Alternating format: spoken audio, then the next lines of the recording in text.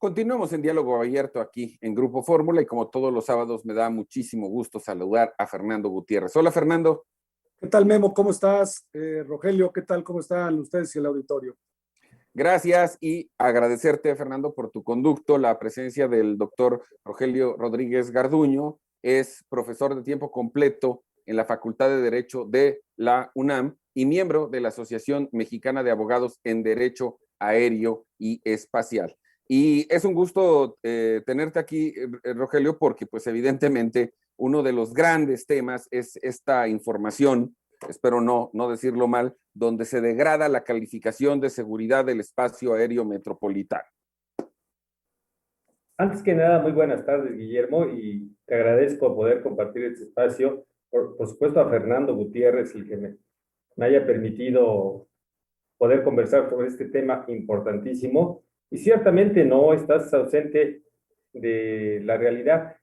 Se ha llevado a cabo una degradación de la autoridad aeronáutica mexicana por parte de la Federal Aviation Administration, por sus siglas en inglés, de la FAA, como se le conoce en el argot aeronáutico, porque no garantizó a la Autoridad Aeronáutica Mexicana una auditoría sobre un programa de seguridad de la aviación civil internacional que lleva a cabo Estados Unidos.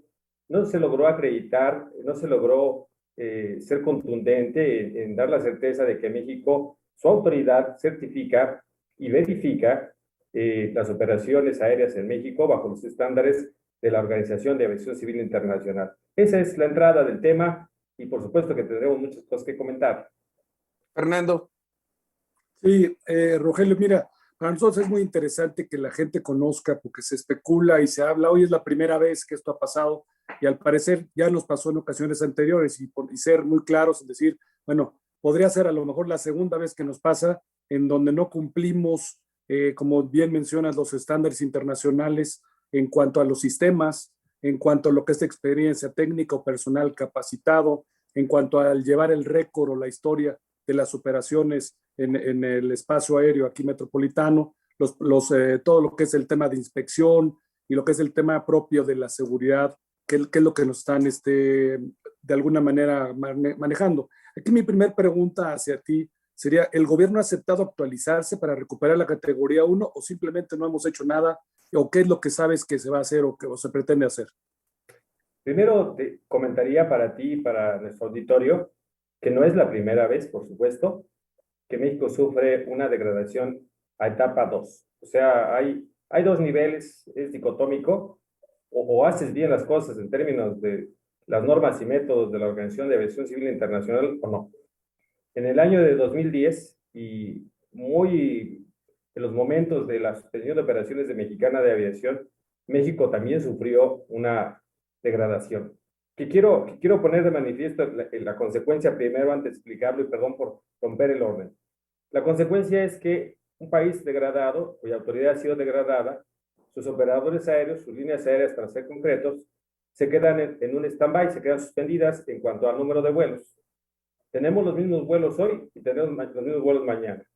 Si el crecimiento continúa la recuperación que México venía en una recuperación extraordinaria, estábamos entre los 3 primeros países del mundo en porcentaje de recuperación del tráfico aéreo, no puede ofrecer más frecuencias, más vuelos, no puede aperturar nuevas rutas.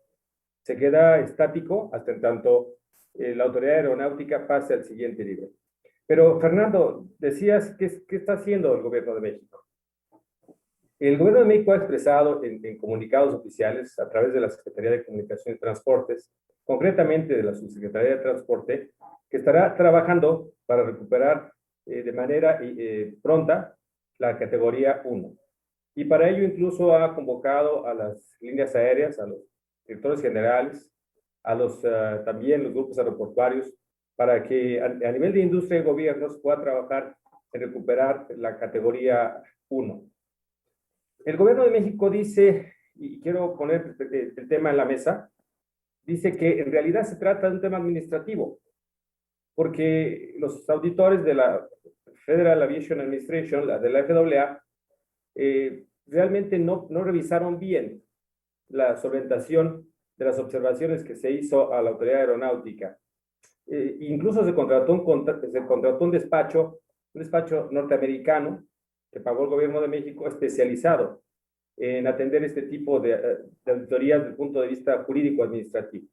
Bueno, debemos confiar que esto así sea y que así debe ser, porque esto sería un beneficio para el país indiscutible.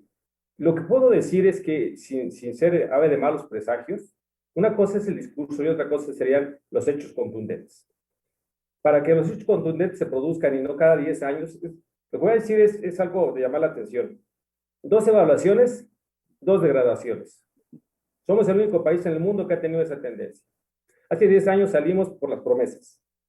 Vamos a crear una agencia independiente, teníamos a la Dirección General de Aeronáutica Civil, vamos a crear una agencia parecida a la de ellos, una FAA mexicana. Nos tardamos 8 años y creamos una agencia que tiene el nombre de Agencia Federal de Aviación Civil, pero en los hechos es la Dirección General de Aeronáutica Civil. Nada ha cambiado. La degradación de 2010, Fernando, Guillermo, fue porque carecíamos de personal técnico suficiente. Seguimos careciendo, ahora en mayor número. Porque los salarios, los sueldos de los inspectores y verificadores de ingenieros especializados se encontraban por debajo de los estándares de la industria. O sea, no puedes tener certificadores que ganen 30% del sujeto certificado y garantizar con ello la transparencia y la honestidad. Y sobre todo la eficacia en seguridad. No teníamos capacitación, no podíamos garantizar que nuestros ingenieros aeronáuticos, que son inspectores verificadores, tuvieran cursos en Toulouse, me refiero a la armadora de Bosch, o en Estados Unidos con la Boeing, o en Brasil con la Embraer, o en Canadá con la Bombardier.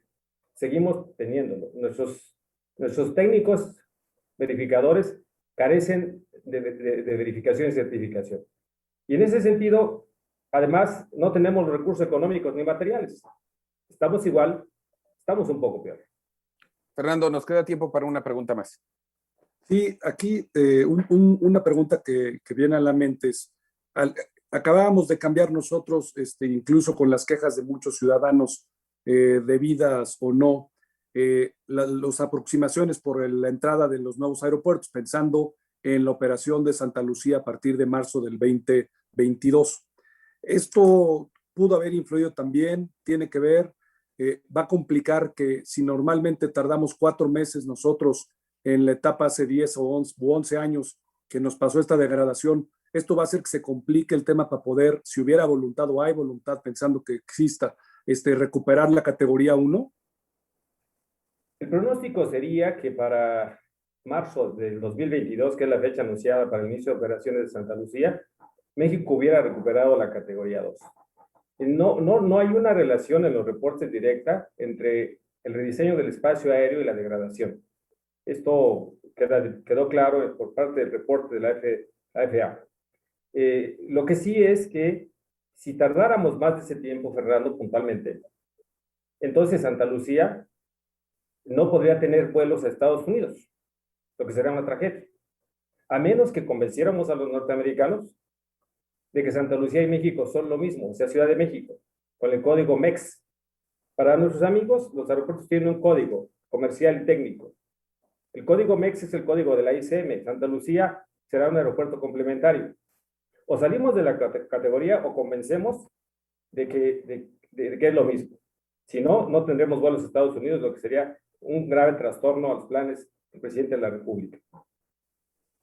Al final de cuentas, porque eso también es algo que se pregunta mucho la gente, Rogelio, siempre que hay una falla, alguien tiene que ser el culpable.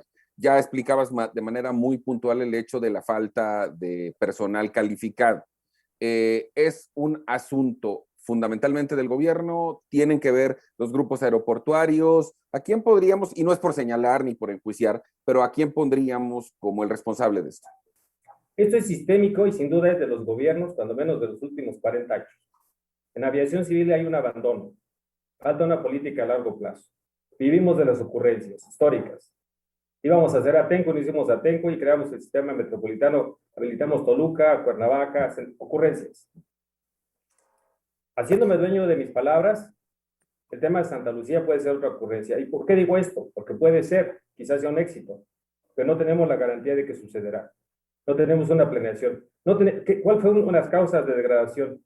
No tenemos un diseño legal no tenemos un diseño normativo que diga cómo debemos certificar, cómo debemos verificar, cómo debemos hacer efectiva la operación de la aviación civil en México y segura, sobre todo para los pasajeros. Rogelio, tengo que agradecerte de manera muy puntual. Ha sido una explicación extraordinaria. ¿De quién mejor además que del experto para que todo el auditorio pueda entender qué fue lo que pasó? No sabes cuánto te lo agradecemos. Guillermo, el agradecido soy yo. Fernando Gutiérrez, te mando un abrazo entrañable y es un gusto poder conversar con este auditorio. Fernando Gutiérrez. Muchas gracias, Rogelio. De veras, es impresionante lo que sabes el tema y ojalá personas como tú con ese profesionalismo y con esa capacitación y preparación pudieran estar más cerca de las autoridades para que de veras logremos esa política de largo plazo que nos hace falta en toda la infraestructura del país. Es increíble que no la tenemos en el tema que toques, no hemos logrado que trascienda las administraciones y estamos siempre planeando y pensando a corto plazo. Ojalá que esto pueda ampliarse en una próxima sesión, Memo, que pudiéramos tener y que lo podamos comentar con más detalle, porque al final también la industria de la aviación sin duda se va a ver seriamente afectada con esto que mencionó, que las empresas o las compañías americanas no van a poder vender asientos en códigos compartidos para los vuelos que vienen, y eso en una industria que ya venía con problemas importantes, pues puede ser la puntilla. Entonces ojalá podamos reaccionar rápido y podamos comenzar de nuevo contigo, Rogelio. Muchas gracias, Memo, Rogelio. Buenas noches. Bueno, pues yo te propondría, porque el próximo sábado ya estaremos en la veda y no podremos hablar de las elecciones, si Rogelio nos lo permite, continuar precisamente la sesión el próximo sábado. Será un honor, por supuesto, y siempre un gusto conversar con ustedes. Pues aquí nos vemos el próximo sábado. Les agradezco mucho a los dos. Fernando, un abrazo. Rogelio, igual. Voy a un corte, no tardo nada. Volvemos de inmediato a Diálogo Abierto.